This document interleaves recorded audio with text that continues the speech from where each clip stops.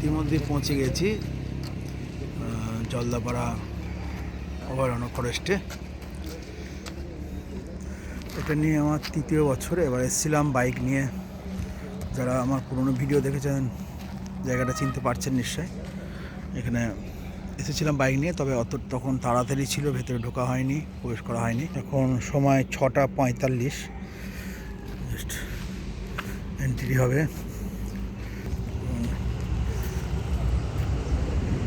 Entry নেবো আমরা এখান থেকে।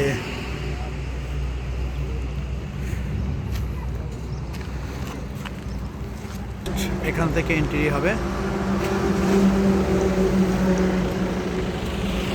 জাস্ট এখান থেকে আমরা এন্ট্রি নেব।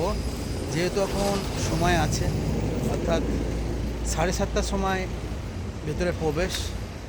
এখান থেকে আমরা যাব হাতি সাবারি, যেখানে হাতি আছে। এখান থেকে মোটামুটি 2 কিলোমিটার ভেতরে, তাই কিছুক্ষণ ওয়েট করতে হবে। এটা ঠিক জলদাপাড়ার গেট যেটা আছে সেই গেটের ভেতরেই দেখছেন। যারা